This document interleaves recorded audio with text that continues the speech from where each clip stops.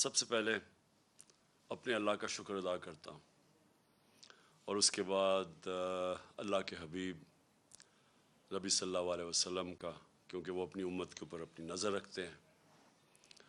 اور اس کے بعد میں پنجاب کے لوگوں کو، پنجاب کے ووٹرز کو، اور خاص طور پہ جو پنجاب کی یوتھ نکلی ہے، نوجوان نکلے ہیں، اور اس کے بعد جو خواتین نکلی ہیں اور جس تعداد پہ نکلی ہیں اس بائی الیکشن میں ووٹ ڈالنے کے لیے، میں آج آپ کا شکریہ ادا بھی کرتا ہوں، آپ کو خراج تحسین بھی پیش کرتا ہوں. میرے پاکستانیوں، یہ ایک میرے ملک کے لیے ایک بہت ہی خوشائن وقت ہے. میں کیوں سمجھتا ہوں کہ یہ پاکستان کی تاریخ میں ایک ایسا وقت آیا ہے جو ہم سب کو اللہ کا شکر ادا کرنا چاہیے. وہ کیوں؟ کہ دیکھیں، ایک قوم کے اندر جب شعور آ جاتا ہے، جب وہ بیدار ہو جاتی ہے، جب اس کو سب سے بڑی بات کہ اپنے نظریے کی سمجھ آ جاتی ہے کہ کیوں بنی تھی یہ قوم، تو اس سے زیادہ ہم اللہ کا شکر ادا نہیں کر سکتے. میں نے یہ سارے کیمپین کے اندر اپنی قوم کو ایک ہی چیز بتائی کہ پاکستان کا مطلب کیا، لا الہ الا اللہ، اور تیرا میرا رشتہ کیا، لا الہ الا اللہ. دیکھیں، یہ ہے نظریہ پاکستان. لا الہ الا اللہ محمد رسول اللہ ایک فلسفے کا نام ہے. ہم اس کو جس دن ہم سمجھ گئے، ہم اپنا نظریہ سمجھ جائیں گے، اور جب ہم اپنا نظریہ سمجھ گئے تو یہ قوم ایک عظیم قوم بن جائے گی. کبھی بھی قوم نظریے کے بغیر نہیں بنتی. ایک قوم جس کا نظریہ ہی نہیں ہے وہ قوم ہی نہیں بن سکتی. وہ ہجوم ہوتا ہے عوام کا. تو میں آج خوش ہوں. دیکھیں، جب ایک بیرونی سازش کے تحت ہمارے اوپر یہ امپورٹڈ حکومت مسلط کی گئی، تو سب سے بڑی بات یہ کہ عوام نے یہ پوچھنا شروع کیا کہ کیا اگر ہم نے انگریز کی غلامی سے نکل کے، پھر قائد اعظم نے جد و جہد کر کے ہندوز کی غلامی سے نکال کے پاکستان بنایا تھا، تو ہم کسی اور کی غلامی کے لیے تیار نہیں ہیں. اور جس طرح ایک بیرونی سازش جو ہمارے اس کے تحت ہمارے اوپر یہ لوگ مسلط کیے گئے، میں نے اپنی قوم کے اندر وہ شعور اور بیداری دیکھی جو میں ابھی تک نہیں دیکھی تھی. اور میں اس لیے خوش ہوں کہ اب ہم اللہ کے فضل سے ایک قوم بننے جا رہے ہیں. اور جب ایک قوم بن جاتی ہے نا، میرے پاکستانیوں سن لیں ذرا، جب ہم قوم بن جائیں گے اور بننے کی طرف جا رہے ہیں، تو یہ جو مسئلے ہیں نا، ہمارے قرضے کے، ہمارے مسئلے ہیں کہ جی ہمارے پاس پیسہ نہیں ہے ملک چلانے کے لیے، یہ جتنے بھی ہمارے مسئلے ہیں یہ سارے حل ہونا شروع ہو جائیں گے. آپ یہ سوچیں کہ اس ملک کی کتنی بدقسمتی ہے کہ جو لوگ اس ملک کے ایلیٹ ہیں، اشرافیہ ہیں، کتنے لوگ ہیں جو پیسے والے، جنہوں نے باہر فلیٹ نہیں لیے ہوئے، لنڈن میں فلیٹ لیے ہوئے ہیں، ملک سے باہر پیسہ رکھا ہوا ہے. یہ کیوں رکھا ہوا ہے؟ یہ اس لیے رکھا ہوا ہے کہ بلیو ہی نہیں کرتے پاکستان میں. آپ نے کبھی سنا ہے کہ برطانیہ یا فرانس یا یورپ یا وہ اپنے پیسے ملک سے باہر رکھیں، اپنے بچوں کو باہر کا شہری بنا دیں؟ کبھی آپ نے سنا ہے؟ تو ایک طرف ہم جو لیڈرشپ ہے وہ کہتی ہے کہ ہم پاکستان کے لیے مرنے کے لیے تیار ہیں، اور پیسے ہم نے اپنے باہر رکھے ہوتے ہیں، جائیدادیں ہماری باہر ہیں، ہم عیدیں باہر گزار رہے ہیں، اپنی چھٹیاں، علاج، سب کچھ باہر کر رہے ہیں، شاپنگ باہر ہے. دیکھیں، ایسے قوم نہیں بن سکتی. میں پہلی دفعہ یہ قوم کے اندر جو بیداری دیکھ رہا ہوں، میں میں نے اللہ کا خاص رات کو شکر ادا کیا کہ ایک وہ قوم جو اتنی قربانیوں سے بنی تھی. قائد اعظم کی اگر آپ ان کی تاریخ پڑھ لیں تو جس طرح کی وہ ان کی جو صحت تھی، اور جس طرح انہوں نے ایک اپنی صحت کو نظر انداز کر کے بیماری کا بھی نہیں پتہ چلوانے دیا ڈاکٹرز کو، تاکہ مخالفین کو نہ پتہ چل جائے، وہ پاکستان بننے سے روک دیں. اس طرح کی قربانیوں سے ملک بنا تھا. اور جو ہم بڑے ہو رہے تھے سارے اس پنجاب سے جو لوگ آئے تھے اور میری اپنی فیملی وہاں سے جب پارٹیشن کے اوپر آزادی پہ یہاں پاکستان آئے تھے، شاید ہی کوئی خاندان تھا جنہوں نے وہ قتل عام نہیں دیکھی. تو اس لیے جدھر آج ہم کھڑے ہیں، ہمیں ساری قوم کو فخر کرنا چاہیے کہ جس طرح لوگ نکلے اور جس طرح پھر سے خواتین نکلی، یعنی گھروں میں انقلاب آیا، اور جو ہمارا نوجوان نکلا، یہ ایک نیا پاکستان ہے. نیا پاکستان جو میں بڑی دیر سے اللہ سے دعا مانگتا تھا کہ وہ پاکستان بنے جو ہمارے جو میرے ماں باپ تھے، ان کی ساری جنریشن، وہ سارے بیچارے مایوس ہوتے گئے جب دیکھا کہ اس نظریے سے ہم پیچھے ہٹتے گئے. اب میں جو ملک کے حالات کے اوپر بات کرنا چاہتا ہوں. دیکھیں، ہماری جب حکومت تھی تو ایک سیاسی بحران پیدا کیا گیا، مصنوعی سیاسی بحران. ایک حکومت چل رہی تھی، پاکستان کی اکنامک سروے کے اندر آپ پڑھ لیں، یہ حکومت کی اکنامک سروے کے متعلق جو چھپتی ہے، کہ جو جائزہ لیتی ہے ملک کی جو معیشت اوپر جا رہی ہے، کیا کر رہی ہے، اس کے اوپر اس کی طبیعت کیسی ہے. تو پاکستان کی اکنامک سروے کے مطابق 17 سال کے بعد سب سے زیادہ ہمارے آخری 2 سال میں ملک کی اکانومی ترقی کی ہے. ہماری گروتھ ریٹ بڑھی ہے، 5.6% تیسرے سال اور 6% جس سال ہمیں ہٹایا گیا. اس وقت ملک کی ساری جو انڈیکیٹرز تھے وہ صحیح طرف جا رہے تھے. سب سے بڑی چیز ہوتی ہے لارج سکیل مینوفیکچرنگ، آپ کی انڈسٹری. جب آپ کی انڈسٹری بڑھتی ہے تو سب سے زیادہ روزگار دیتی ہے. ہم نے ان ساری حکومتوں سے زیادہ کرونا کے باوجود سب سے زیادہ روزگار دیا تھا. تو لارج اسکیل مینوفیکچرنگ جب بڑھتی ہے، آپ کا ٹیکس بڑھتا ہے. وہ جب بڑھتی ہے، روزگار کے علاوہ ملک کے اندر ویلتھ کریشن ہوتی ہے، دولت میں اضافہ ہوتا ہے. تو لارج اسکیل مینوفیکچرنگ ریکارڈ طریقے سے بڑھ رہی تھی. زراعت، جس کے اوپر ہماری 60% آبادی اپنی زراعت کے اوپر ڈپینڈ کرتی ہے، زراعت کے اندر 4 فصلوں کے اندر ریکارڈ 2 سال ریکارڈ پرفارمنسز تھی. کسانوں کے پاس وہ پیسہ گیا جو اتنی سالوں کے بعد کبھی ایسا پیسہ نہیں ٹرانسفر ہوا تھا کسانوں کے پاس. جو گنے کی بیچارہ کسان جو پہلے باہر شوگر ملز کے انتظار کرتا تھا، اس کو پیسے بھی نہیں ملتے تھے، کٹوتی ہوتی تھی.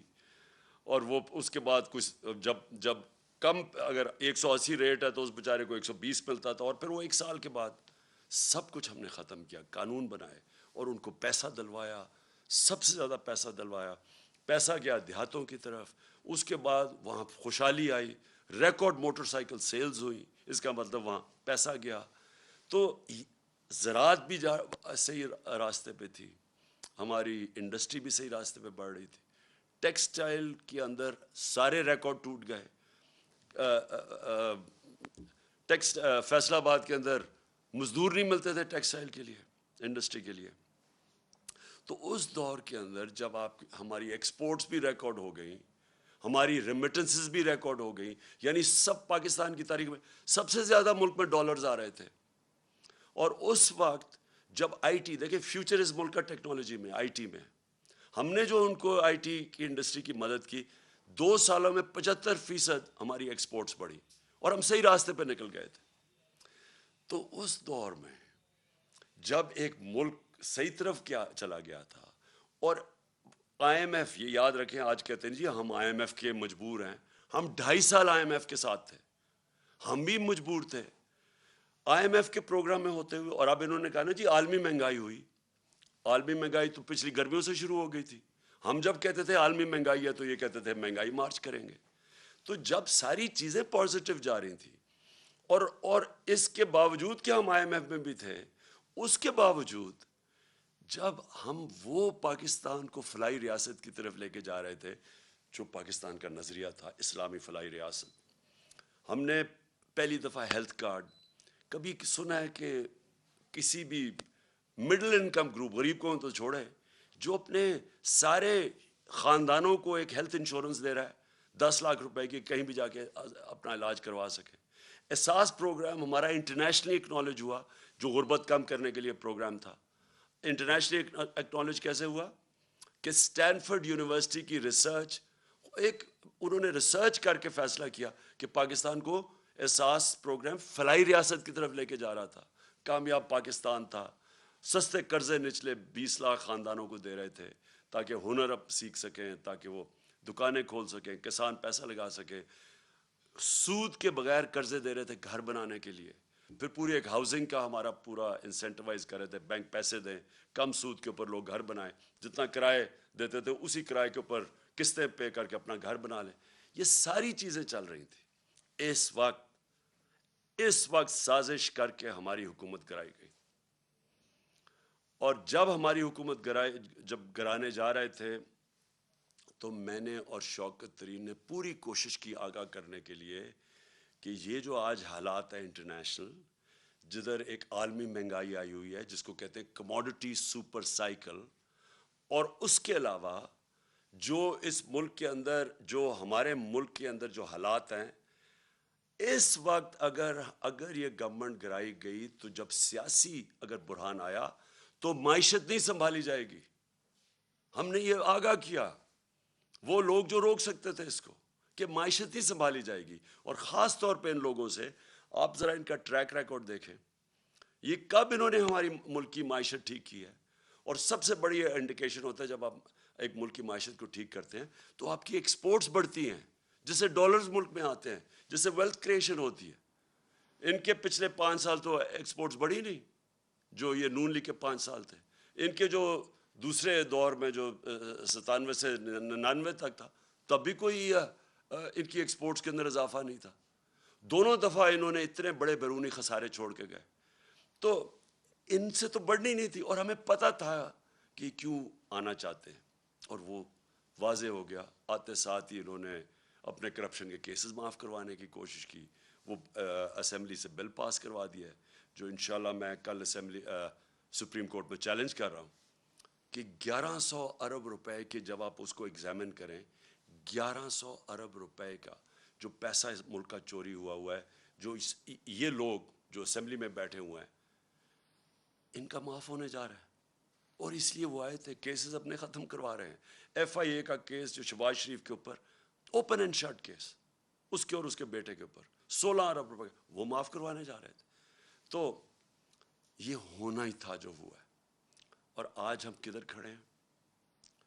آج بلومبرگ جو اب ایک انٹرنیشنل ادارہ ہے، سب اکانومسٹ جانتے ہیں، اس انٹرنیشنل ادارے کے مطابق آج پاکستان 4تھے نمبر پہ ہے وہ ملک جو ڈیفالٹ کرنے جا رہا ہے. ڈیفالٹ کا مطلب کہ ہمارے پاس، ہم بینکرپٹ ہونے جا رہے ہیں، ملک کا دیوالیہ نکلنے جا رہا ہے. جس طرح سری لنکا جو نمبر 1 پہ ہے، جس طرح سری لنکا کا حال ہے، اب ہم 4تھے نمبر پہ آ گئے. اور موڈیز نے پاکستان کی نیگیٹو ریٹنگ کر دی ہے. موڈیز ہے جو ادارہ فیصلے کرتا ہے کہ ملک کے قرضے دینے کی اس کی کیا قابلیت ہے، قرضے واپس کرنے کی کیا قابلیت ہے. ہم جب تھے انہوں نے نیگیٹو سے اس کو پازیٹیو کیا تھا، آج وہ پھر نیگیٹو پہ چلی گئی ہے. اس کا مطلب کہ ہمیں قرضے بھی ملیں گے تو بہت مہنگے قرضے ملیں گے. اور وہ بھی ہمارے جو بانڈز ہیں ان کی اب قیمت دیکھیں کدھر سے کدھر گئی ہے. یعنی کس قیمت کے اوپر پاکستان کو اب قرضہ ملے گا. مجھے جو سب سے زیادہ خطرہ ہے وہ وابڈا کا ہے.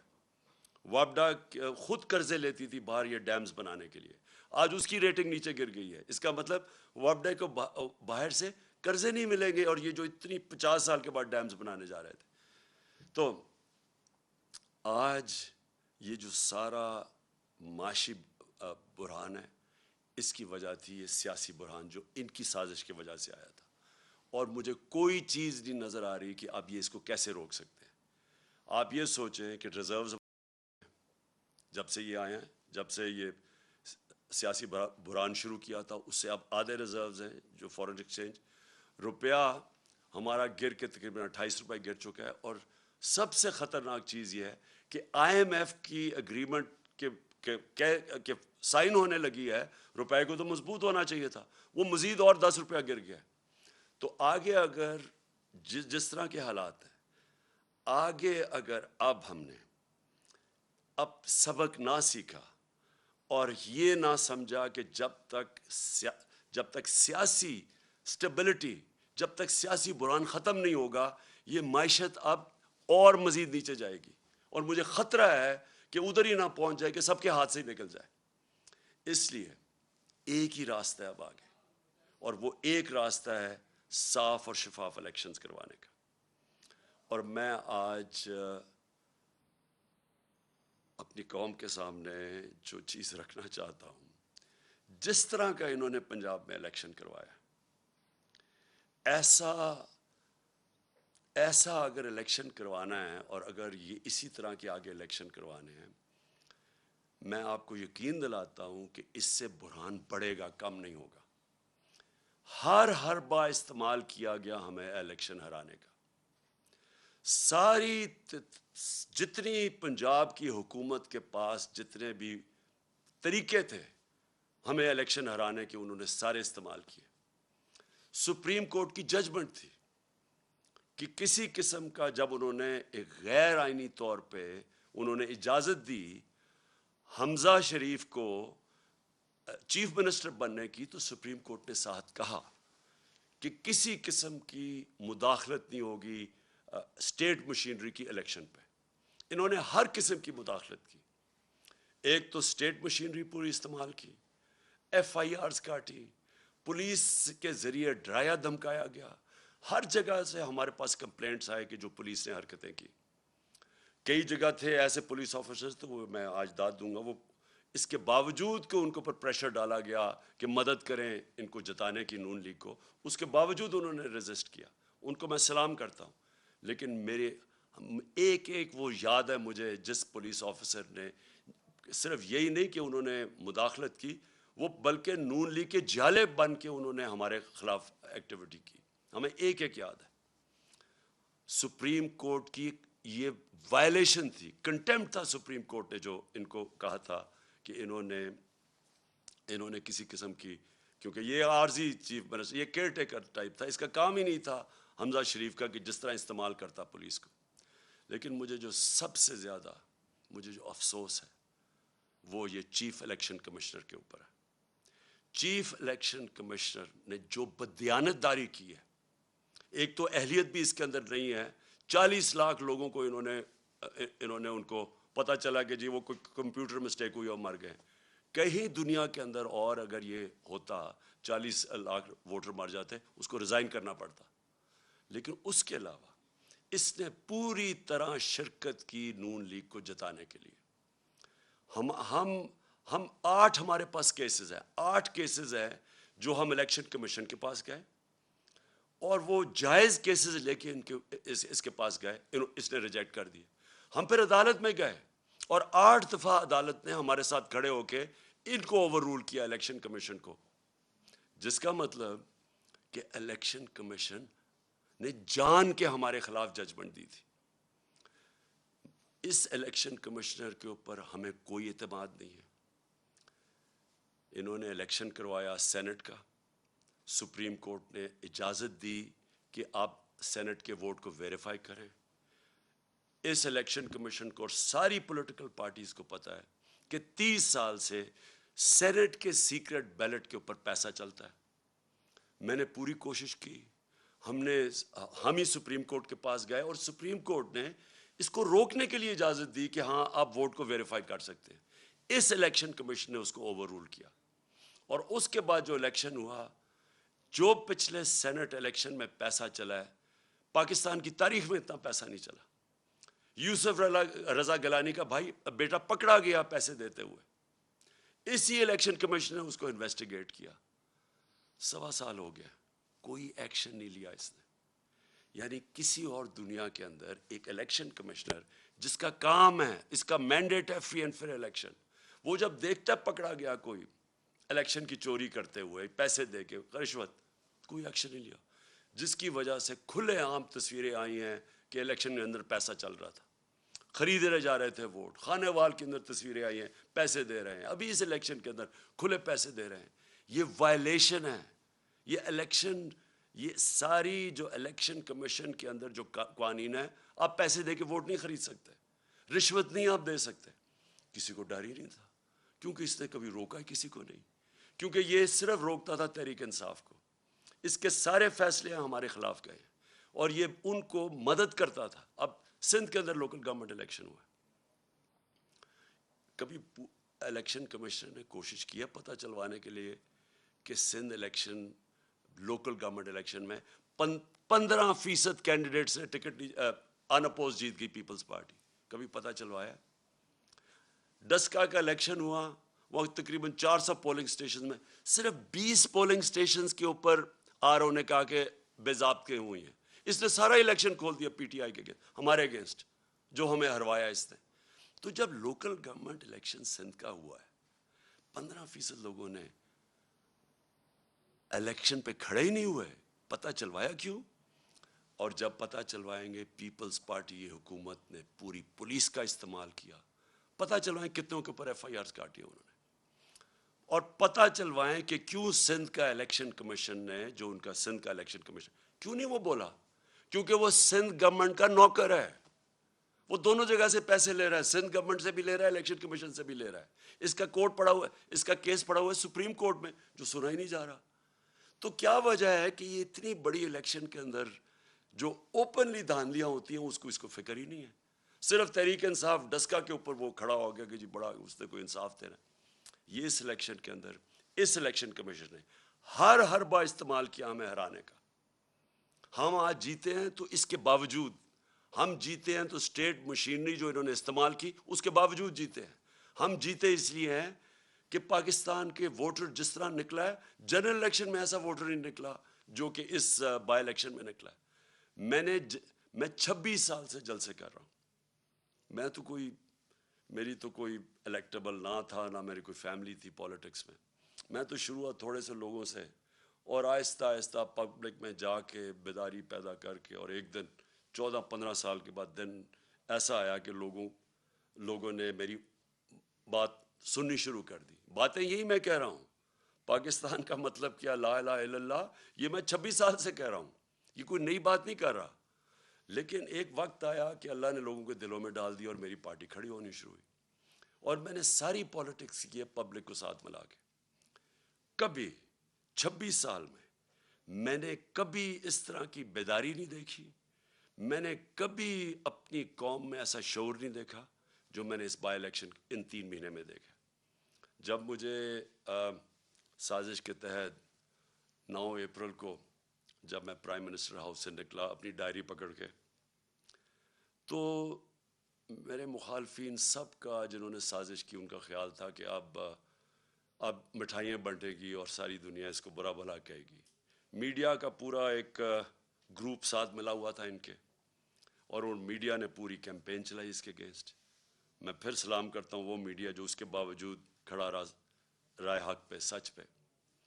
کیمپین چلائی گئی, انہوں نے پہلے بلیک آؤٹ کروایا ہمارا, اور پھر ان ساروں نے آ کے ہم میرے پر کیسز بنانے شروع کر دیے. ہمیں جو 25 ہم جب ایک پرامن احتجاج کر رہے تھے کہ بیرونی سازش کے تحت ان کو بٹھایا ہے, وہ لوگ 60% کیبنٹ ضمانت پہ. شہباز شریف اور اس کا بیٹے کو سزا ہونے لگی تھی ایف آئی اے کیس میں. کبھی کوئی تصور کر سکتا ہے کہ الیکشن کمیشن اجازت دے دے ان لوگوں کو الیکشن لڑنے کی؟ عموماً ساری دنیا میں الیکشن کمیشن, اگر آپ کے اوپر آپ انڈر ٹرائل ہوں, آپ کے اوپر اربوں روپے کے کرپشن کے کیسز ہوں, تو عموماً الیکشن کمیشن کہتی ہے کہ پہلے اپنے آپ کو کلیئر کرو اور پھر آ کے الیکشن لڑو. یہاں الیکشن لڑا رہے تھے اپنے آپ کو کلیئر کرنے کے لیے کرپشن سے. یہ کبھی دنیا میں ایسے نہیں ہوا کہ آپ پہلے الیکشن لڑے, آپ اقتدار میں, اور پھر اپنے کیسز ختم کر دیں, یعنی خود ہی ملزم ہی قاضی بن جائے. یہ الیکشن کمیشن نے اجازت دی تھی ان کو. یہ لوگ آ کے اوپر بیٹھے. 25 مئی کو میں کبھی نہیں بھولوں گا, قوم نکلی, ساری قوم نکلی ان کے خلاف, جو انہوں نے یہ ہمارے ملک سے ظلم کیا. اور انہوں نے ان لوگوں کے اوپر جس طرح کا تشدد کیا, وہ پولیس والوں نے جو کیا پنجاب کے اندر, جو, اور ایک پولیس والا مجھے یاد ہے, انہوں نے جو کیا پنجاب میں, یہ جو رانا ثناء اللہ اور شہباز شریف نے, یہ جو جہاں ظلم کیا اسلام آباد میں، اور ان کو شرم نہیں آئی کہ وہاں فیملیز نظر آ رہی ہیں اور ان کے اوپر یہ ٹیئر گیسنگ کر رہے ہیں، اور صرف اس لیے ڈر لگے، خوف پھیلانے کے لیے کہ ہم ان کو اتنا خوف پھیلائیں گے کہ یہ چپ کر کے بیٹھ جائیں گے، کیونکہ یہ بھیڑ بکری ہیں. یہ آپ کو انسان نہیں سمجھتے، یہ قوم کو بھیڑ بکریاں سمجھتی ہیں کہ جو مرضی آ کے فیتے کاٹ لو اور شباز شریف ادھر بھاگ جائے تو سمجھے کہ جی لوگ بیوقوف مان جائیں گے. تھوڑی دیر کے لیے سب کو آپ پاگل بنا سکتے ہیں. سارا وقت کوئی بھی انسان نہیں آیا جو کہ سب لوگوں کو پاگل بنا سکے، اور یہ واضح ہو گیا جس طرح پبلک نکلی ہے. انہوں نے ڈرانے کی کوشش کی، لوگوں نے اپنی جو خوف کا جو بت ہے اس کو توڑ دیا. پبلک نکلا ہی باہر، اور پبلک نے ہر چیز، انہوں نے ووٹس پھینکی ہوئی تھی لوگوں کو، فیملی تو ایک فیملی کا ادھر ووٹ ہے دوسرا کا وہاں باہر، یعنی جو انہوں نے یہ الیکشن کمیشن نے حرکت کرنی تھی سب کر دی. اس کے باوجود عوام نے ان کو شکست دی. اور میں وہ جو 25 مئی کو جو قوم کھڑی ہوئی ہے اس دن، اور جو انہوں نے برداشت کیا اور اس کے بعد بار بار نکلتی رہی ہے، کبھی اتنے بڑے جلسے نہیں ہوئے، اس سے یہ ثابت ہو گیا جو میں آج شروع کی تھی اپنی تقریر کہ میں اس لیے آج بڑا خوش ہوں کہ میری قوم آج قوم بننے جا رہی ہے. لوگ جاگ چکے ہیں، شعور آ گیا، بیداری ہے لوگوں کے اندر. اب آپ جو مرضی کر لیں، یہ جو بوتل سے جن نکلا ہے نا شعور کا، اس کو واپس نہیں اب ڈال سکتے. جو بھی کوشش کرے گا اب کہ پبلک کے مینڈیٹ کو چوری کرے، کوئی بھی سمجھتا ہے کہ بند کمرے میں فیصلہ کر لیں گے ملک کے مستقبل کا، اب یہ کسی غلط فہمی میں نہ رہے. یہ ملک اب، یہ قوم حقیقی آزادی کی طرف چلی گئی ہے. یہ جو ساری کیمپین تھی یہ لوگوں نے اس لیے نہیں کی کہ یہ کوئی بائی الیکشن ہو رہا ہے، لوگ اپنی حقیقی آزادی کے لیے نکلے ہوئے تھے. جو میں نے آج جب جذبہ دیکھا ہے 26 سال کی پولیٹکس میں، میں نے کبھی اس قوم میں وہ جذبہ نہیں دیکھا. میں نے ایسے نہیں لوگوں کو نکلتے دیکھا. اور میں اس لیے کہہ رہا ہوں کہ اب 2 ہی راستے رہ گئے. جو بھی اب کوشش کرے گا نا کہ ان کا مینڈیٹ چوری کرنے کے لیے، وہ خود جس طرح یہ انہوں نے شکست ہوئی ہے نون لیگ کو، ان کو شکست ہو جائے گی. ایک راستہ ہے اب قوم کا، اور وہ راستہ ہے صاف اور شفاف الیکشنز. جو اس کے علاوہ میں بار بار کہہ رہا ہوں، اور میں جب مجھے انہوں نے ہٹایا وہاں سے، جب ہٹانے کی کوشش کر رہے تھے، تو میں نے آپ کو پتا کہ میں نے الیکشنز اناؤنس کر دیے تھے، لیکن پھر وہ ہماری عدالتوں نے اس کو اوور ٹرن کر دیا. میں ابھی بھی سمجھتا ہوں کہ ملک کے لیے وہ بہترین فیصلہ تھا. اگر سیاسی انتشار پیدا ہی کر دیا تو بیسٹ طریقہ عوام کو فیصلہ کرنے دیں کون کس کو وہ چاہتے ہیں کہ اس ملک کی قیادت کرے. میں ابھی بھی یہ کہہ رہا ہوں، ایک راستہ ہے اس قوم کا، صاف اور شفاف الیکشن. اور صاف اور شفاف الیکشن اس الیکشن کمیشن کے اندر نیچے کبھی بھی نہیں ہو سکتا. یہ ایک ملک کی جو سب سے بڑی سیاسی جماعت ہے، اس کو کوئی اعتماد ہی اس الیکشن کمیشنر پہ نہیں ہے. بار بار یہ ہمیں ڈسا ہے، بار بار یہ ہمارے خلاف کیا ہے، اور اس نے کھل کے ہمارے اسٹیٹمنٹس دیے ہیں، اور ہمیں پتہ ہے یہ لاہور میں جا کے کن کے قدموں میں بیٹھتا رہتا. میں یہ اس الیکشن کمیشنر کو آج کہوں گا کہ آپ کے پاس راستہ ہے، آپ ریزائن کریں. ایک ہی آپ کے لیے طریقہ ہے. آپ ہو ہی نہیں سکتا کہ جب میچ کھیلنے جا رہے ہیں، 2 ٹیمیں ہیں، ایک ٹیم کہتی ہے مجھے امپائر پہ اعتماد ہی نہیں ہے. کرکٹ میں بھی جب ہم میچ کھیلنے جاتے تھے ہم کہتے تھے ایک امپائر پہ اعتماد نہیں، اس امپائر کو ہٹایا جاتا تھا. ہمیں اعتماد ہی نہیں ہے اس کے اوپر، اور یہ ہمارے اوپر مسلط ہوا ہے. اور دوسری چیز، جج ہے، یہ امپائر الیکشن جج بھی ہے، جج کا کام کر رہے ہیں نا، 2 جو کمپیٹ کر رہے ہیں، جج نے فیصلہ کرنا ہے. ہر عدالت کے اندر اگر آپ ایک جج کو سمجھتے ہیں متنازع ہے، وہ ریکیوز کرتا ہے اپنے آپ کو. تو مہربانی کر کے آپ کو ریزائن کرنا چاہیے. ہمیں کوئی آپ کے اوپر کانفیڈنس نہیں ہے، قوم کو آپ کے اوپر کوئی کانفیڈنس نہیں ہے. آپ ایک بائسڈ آدمی ہیں، اور آپ ایک پارٹی کے ساتھ بالکل جڑے ہوئے ہیں. اور آپ نے جو سندھ کا بھی الیکشن کروایا، اس کا آپ ذرا سندھ کے لوگوں سے پوچھیں، ذرا سروے کروائیں سندھ میں کہ جو لوکل گورنمنٹ کا الیکشن ہوا ہے کیا عوام اس کو تسلیم کرتی ہے. اس لیے میں آخر میں اللہ کا شکر پھر سے کرتا ہوں. اپنے نبی صلی اللہ علیہ وسلم کا ہمارے اوپر نظر ہے، ہم ان کی امت ہیں. میں اپنی عوام کا، خاص طور پہ پھر سے اپنے نوجوانوں کا، اپنی خواتین کا ان کا سب میں شکر ادا کرتا ہوں، شکریہ ادا کرتا ہوں جس طرح وہ جس تعداد میں نکلے. اور میں اس میڈیا کا بھی شکر ادا کرتا ہوں، شکریہ ادا کرتا ہوں جنہوں نے ہر پریشر کے باوجود انہوں نے ہماری سپورٹ کی. انہوں نے ہماری سپورٹ کیا کی، انہوں نے ہمیں بلیک آؤٹ نہیں کیا، ہمیں موقع دیا اپنا موقف رکھنے کا. اور مجھے پتہ ہے کہ کس طرح کے پریشرز تھے. اب پاکستان کو آگے بڑھنا چاہیے. ہمارے سامنے بڑے چیلنجز ہیں جو سازش کے تحت ملک کو ڈی سٹیبلائز کر دیا، اور معیشت جو نیچے جا رہی ہے، عوام مہنگائی میں پس گئی ہے. آج حالات دیکھیں کہ آج جو پٹرول اور ڈیزل ہے اس کی قیمت دیکھیں کہ انہوں نے 18 روپے پیٹرول کم کیا ہے اور 35 روپے ڈیزل کم کیا، اور پہلے ڈیزل کو 130 روپے بڑھا دیا اور پٹرول کو 100 روپیہ بڑھا دیا. انٹرنیشنل مارکیٹ کے اندر آج جب ہم گئے تھے تو تیل بک رہا تھا 103 روپے، 103 ڈالر پہ بک رہا تھا تیل. آج وہ 95 پہ پہنچ گیا. تو ان کو نیچے کرنا چاہیے. اس وقت بھی لوگوں کے اوپر کم بوجھ ڈالنا چاہیے، لیکن معیشت تب ٹھیک ہوگی جب یہاں سیاسی سٹیبلٹی آئے گی، استحکام ہوگا. اور اس لیے میں آج ساری اپنی قوم کو اپیل کرتا ہوں کہ ہم سب کو اب ایک ہی طرف دیکھنا چاہیے کہ کیسے ہم اس ملک میں صاف اور شفاف الیکشن کروا کے اس ملک کو اب اٹھا سکتے ہیں، ڈیولپمنٹ کی طرف لے سکتے ہیں. میرا جو تجربہ ہوا ہے 3.5 سال میں، ایک دفعہ سیاسی سٹیبلٹی آ جائے ملک میں، سیاسی استحکام آ جائے، یہ ملک کے اندر اتنا بڑا پوٹینشیل ہے بڑھنے کا. اور سب سے بڑا آخر میں کہہ بھی دوں جو پوٹینشیل ہے، دیکھیں ہماری ایکسپورٹس بڑھنے میں ہمارا سب سے مسئلہ کیا ہے کہ ہمارے ڈالر کم ہو جاتے ہیں. ہم بڑھنے لگتے ہیں اکانومی کیونکہ ہم نے کبھی ایکسپورٹس پہ توجہ نہیں دی، ڈالر کم ہونے شروع ہو جاتے ہیں، ہمیں IMF کے پاس جانا پڑتا ہے. لیکن ہمارا اتنا بڑا اثاثہ بیٹھا ہوا ہے باہر، بیرون ملک پاکستانی، یہ ہمارا بہت بڑا اثاثہ ہے. ہم جیسے جیسے یہاں سیاسی استحکام آتا جائے گا، سٹیبلٹی آتی جائے گی، یہ لوگ انویسٹ کریں گے پاکستان میں. یہ تب تک نہیں انویسٹ کریں گے جب تک یہ ملک کے اندر یہ جو بحران رہے گا سیاسی. یہ ہے ہمارا اثاثہ. ان کا پیسہ لانے کے لیے، ڈالرز لانے کے لیے ہمیں پولیٹیکل سٹیبلٹی چاہیے. اس کے لیے ہمیں صاف اور شفاف الیکشنز چاہیے. پاکستان پائندہ باد.